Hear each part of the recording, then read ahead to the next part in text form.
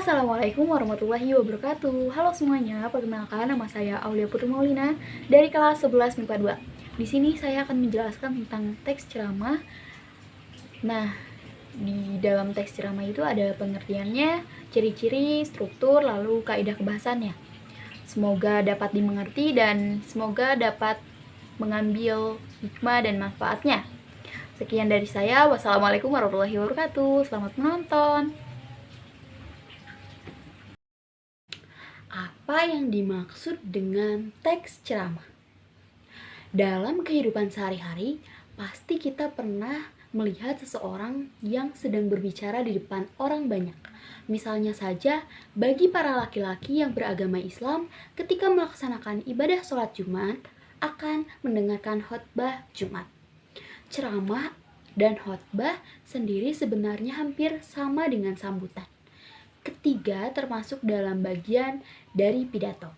Namun, ketiga kegiatan berbicara di depan umum ini digunakan untuk menyampaikan pikiran, gagasan, atau informasi kepada para pendengar yang bersifat persuasif.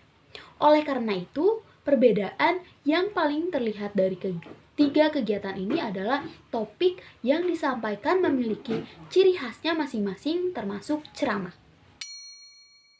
Apa sih yang dimaksud dengan ceramah? Ceramah bisa dipahami sebagai sebuah pidato yang menyampaikan atau menyebarkan syiar dan ajaran dari suatu agama. Definisi dari teks ceramah ini jelas berbeda dengan sambutan. Sambutan sendiri merupakan salah satu jenis pidato yang dibawakan dan disampaikan untuk pengantar atau pembuka dari suatu kegiatan. Ketika menyampaikan ceramah kepada masyarakat, seharusnya memiliki nilai manfaat bagi kehidupan.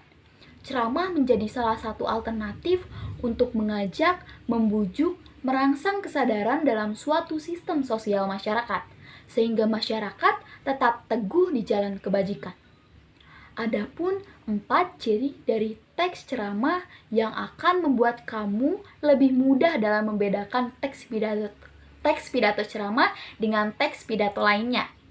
Yang pertama, ceramah adalah keterampilan berbahasa atau berbicara satu arah. Yang kedua, teks ceramah biasanya dilakukan dalam kegiatan belajar mengajar klasika. Yang ketiga, pembicara menyampaikan materi dengan cara berdiri di depan banyak orang dan pendengar hanya menyimak saja. Lalu yang keempat, yang terakhir adalah ceramah kegiatan pasif reseptif. Lalu adapun struktur ceramah dalam suatu acara keagamaan. Nah, diantaranya yaitu yang pertama, 1. Pendahuluan. Pendahuluan ini berisi tentang pembuka. Pembuka yaitu bagian yang terdiri dari salam pembuka, ucapan penghormatan, dan ucapan syukur.